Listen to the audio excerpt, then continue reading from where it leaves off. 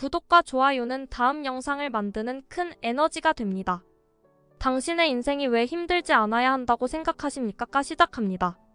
쇼펜하우어는 니체의 철학 해세와 카프카의 문학, 프로이트와 융의 심리학에 지대한 영향을 끼친 19세기 서양 철학계의 상징적인 인물이다.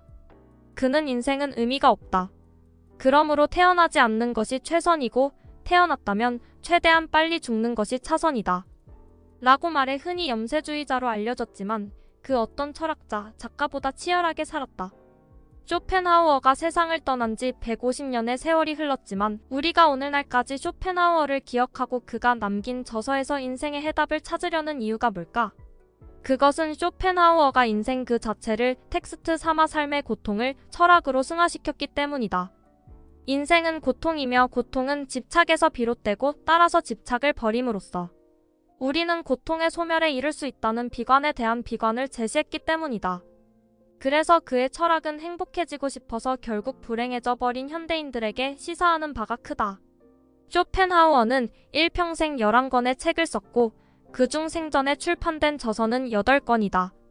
괴테를 비롯한 수많은 사람과 편지를 주고받았고 1만 페이지가 넘는 일기를 거의 하루도 빼놓지 않고 썼다. 쇼펜하우어는 한 번도 실패하지 않고 산꼭대기에 오른 사람에게는 좌절이 없고 그래서 영광도 없다고 말한다.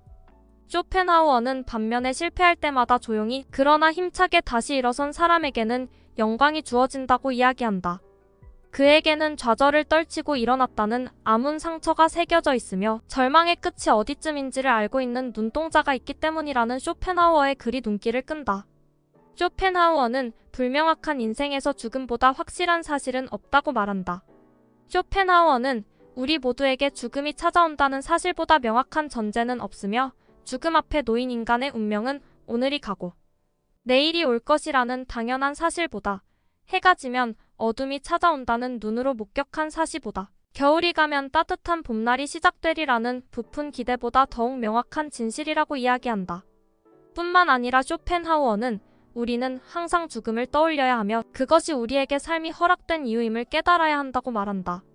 죽음이 두려운 까닭은 공허와 암흑을 떠올리게 만들기 때문이다.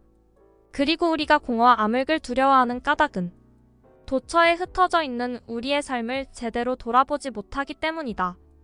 육체적 죽음은 공간에 속한 육체와 시간에 대한 인지를 소멸시키지만 삶을 이루는 기반, 즉 세계와 존재 사이에 이룩된 특수한 우정은 깨뜨리지 못한다.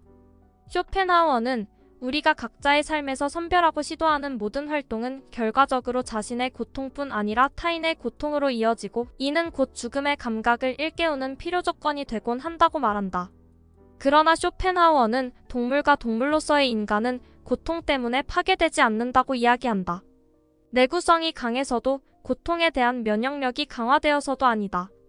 쇼펜하우어는 고통에 의해서 비로소 완성되는 존재이기 때문이라고 말한다. 고통은 인간을 포함한 모든 생명체가 걸어가야 할 필수 과정이며 절대로 사라질 리 없는 유한한 길이고 그 끝에 죽음이 있다는 쇼펜하우어의 글에 깊이 공감한다.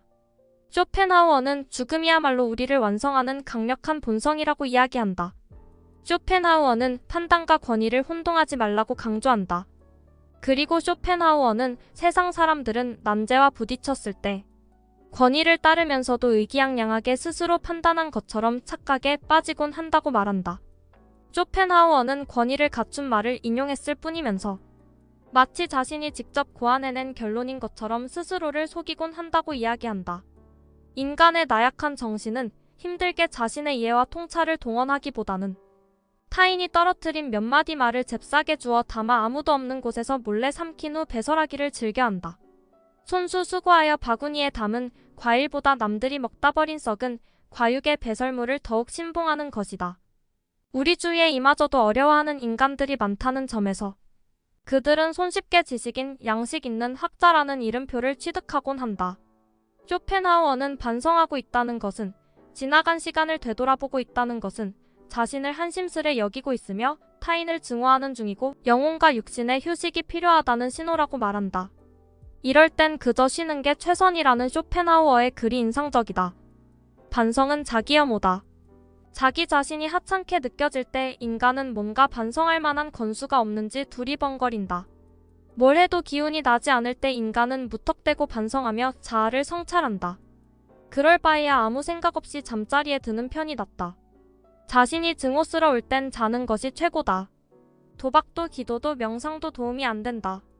여행도 도움이 안 되고 술을 먹어봐야 자기 혐오만 짙어질 뿐이다. 잘 먹고 잘 자고 일찍 일어나는 것이 자기 혐오를 극복하는 가장 좋은 해결책이다. 혐오스러운 오늘로부터 조금이라도 빨리 떠나는 것이 상책이다. 괴롭다면 평소보다 더 많이 먹고 평소보다 더 많이 자는 것 말고는 방법이 없다. 그리고 내일 아침 일찍 새로운 시작을 펼쳐나가면 되는 것이다. 쇼펜하우어는 행복을 활동 그 자체로 본다고 말한다. 그리고 쇼펜하우어는 행복하다는 것은 내가 지금 잘 살고 있다는 뜻이고 내가 잘 산다고 느끼는 까닭은 뭔지는 모르겠지만 어쨌든 잘하고 있다는 반증이라고 이야기한다. 행복은 잘하고 있다는 지속이라는 쇼펜하우어의 글이 눈길을 끈다. 뿐만 아니라 쇼펜하우어는 자신이 원했던 형상 내지는 상태를 획득하는 것을 두고 성숙이라고 말한다. 쇼펜하우어는 행복은 성숙한 인간이 되는 모든 과정의 연속이라고 이야기한다. 따라서 성숙한 인간이 되어가는 상태와 과정도 행복이라는 쇼펜하우어의 글이 인상적이다. 예를 들어 애벌레는 번데기가 되고 번데기로서의 한 시기를 무사히 인고해 마침내 나비가 되어 날개를 펼치는 순간, 즉 애벌레 시절부터 꿈꿔온 자신의 온전한 형태에 이르게 되었다면 나비는 지금뿐만 아니라 인고의 절정이었던 번데기로서의 시기까지 잘해온 것으로 입증된다. 다시 말해 나비로 완성되어 형태의 궁극인 비상을 이뤄낸 바로 그 시점에서 생명체로서의 모든 시기가 행복했던 것으로 입증된다는 뜻이다. 그 과정에서 고난을 겪고 실패하고 생명이 위협받았던 것과 상관없이 그는 원했던 형태를 마침내 이뤄냈으므로 그의 모든 활동과 실존은 행복이다. 쇼펜하우어는 인간성이란 인간다운 기능이며 인간의 기능은 생식, 감각, 사유로 나뉜다고 말한다. 쇼펜하우어는 생식은 식물도 하는 일이며 감각은 동물에게도 있지만 사유는 오직 인간에게만 내재된 기능이라고 이야기한다. 사유를 통해 인간은 인간다워지고 사유를 인생의 본질로 삼았을 때 인간은 가장 인간다워진다. 따라서 쇼펜하우어는 행복은 사유이며 생각하며 사는 것이야말로 선한 삶이고 삶을 생각하는 것이야말로 가장 행복한 순간이라고 말한다. 행복이 인간의 목표라고 한다면 그 목표를 향해 나아가는 모든 순간은 이미 행복이다. 행복하기 위해서는 잘 살아야 하는데 잘 사는 것은 특수한 기술이나 기능의 점진적 향상이 아니다. 잘 산다는 말은 인간성이 원활히 발휘되고 있다는 뜻이다. 즉 인간성이야말로 인간 행복의 시작과 끝인 셈이다.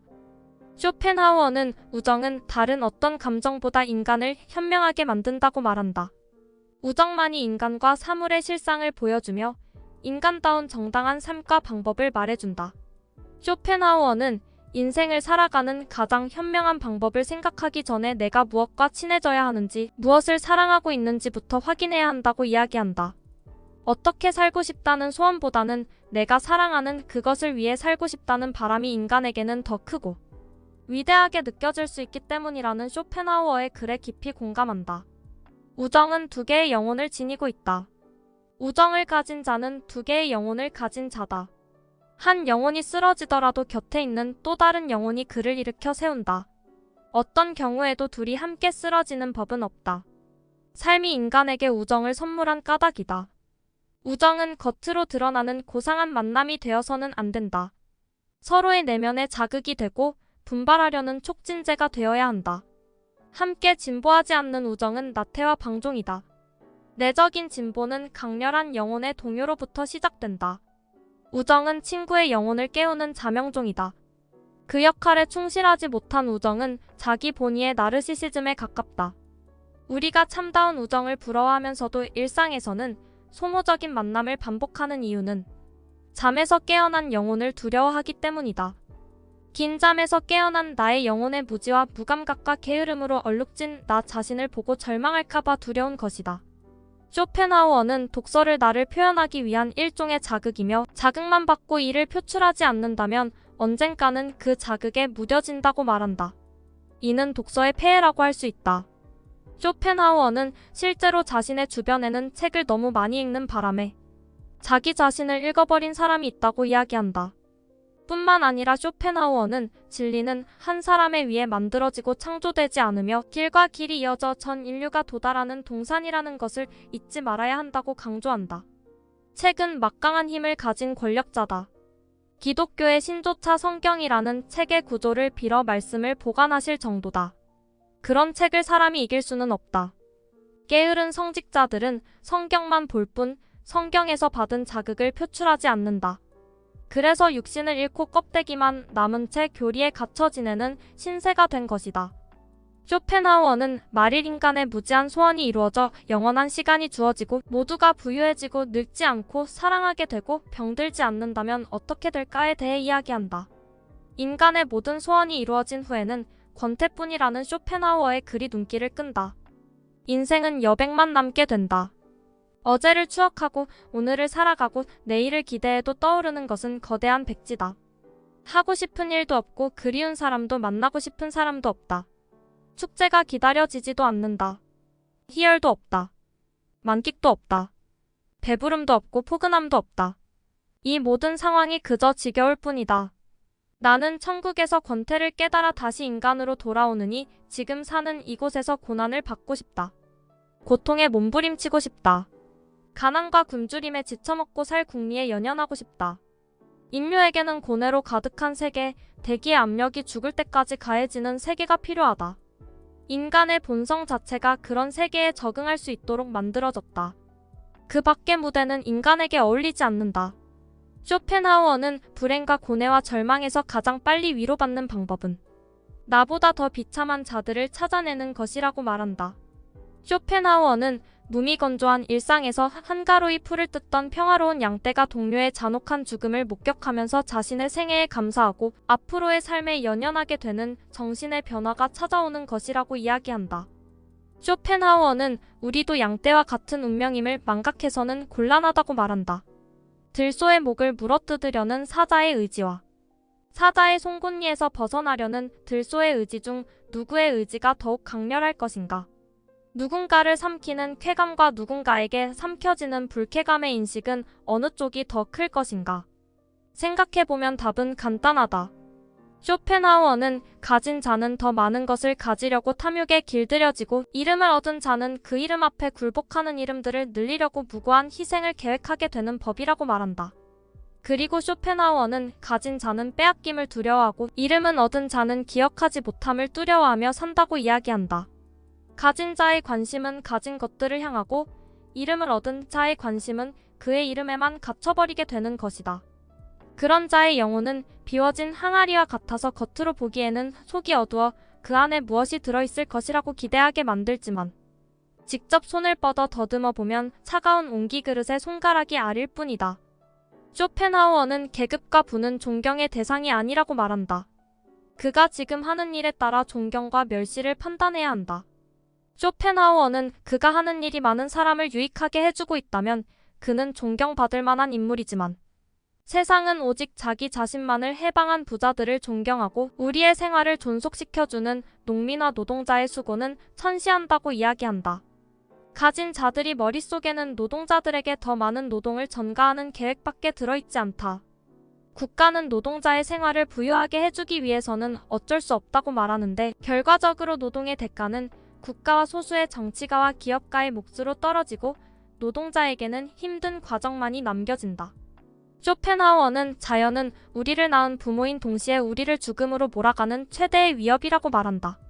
우리의 삶과 죽음은 이 거대한 자연에게 아무런 영향도 미치지 못하고 우리의 죽음에 자연이 상심하는 법은 없다. 쇼펜하우어는 우리의 죽음마저도 자연의 일부이기 때문이라고 이야기한다. 자연이라는 우주의 어머니는 자신이 낳은 자녀들을 무수한 위험과 고난 앞에 방치한 채 방관만 하고 있다. 그들이 죽더라도 다시 자기 품으로 돌아오는 것을 알기 때문이다. 우리의 죽음은 자연에게는 태어난 곳으로 돌아오는 회귀, 오랜 방황 끝에 집으로 돌아온 귀소일 뿐이다. 쇼펜하우어는 생의 허물을 모르는 인간은 생활에서 고독을 경험하지 못한 인간은 모두 길들여진 타인이라고 말한다. 그 자신에게 그의 현재는 그의 본성과 대립하는 타인이다. 쇼펜하우어는 그가 먹이에 집착하면 집착할수록 먹이라는 환경에 안도하며 안주할수록 그는 스스로에게 영구적 타인으로 남는다고 이야기한다. 국가는 자신을 위협하는 길들여지지 인간을 길들이기 위해 빵을 던져주고 있다. 그 빵을 먹이고 나날이 성장하는 것은 내 안의 타인이다. 그는 나의 이름으로 가족 곁에 머물고 나의 얼굴로 거리에서 사람들과 인사를 주고받으며 나의 목소리로 신앙을 고백하고 나의 입술로 당나귀처럼 빵을 집어삼킨다. 그리고 어느새 민중이라는 이름으로 불리게 된다. 이쯤 되면 사회는 하루에 던져주는 빵의 개수를 줄이면서 민중이 허기진 배를 느낄세라 채찍질을 가한다. 아픔으로 공복을 잊게 해주는 것이다. 그 은혜에 감사하며 민중이 된 타인은 고독보다 아픔을 선택하고 사회는 형벌의 채찍 후에 몇 개의 마른 빵으로 민중을 달랜다. 6일간의 채찍질과 일요일, 단 하루의 빵이 우리가 고독을 두려워한 결과였다. 자유를 결핍보다 두려워한 대가였다. 쇼펜하우어는 철학은 삶의 용기와 결단을 준다고 말한다. 그리고 삶은 우리에게 철학을 통해 정신의 여유를 보상한다. 그리고 쇼펜하우어는 철학이 가장 필요로 하는 것은 여유로운 마음가짐이라고 이야기한다. 쇼펜하우어는 철학이 우리에게 요구하는 것은 다음과 같은 두 가지 사항이라고 말한다.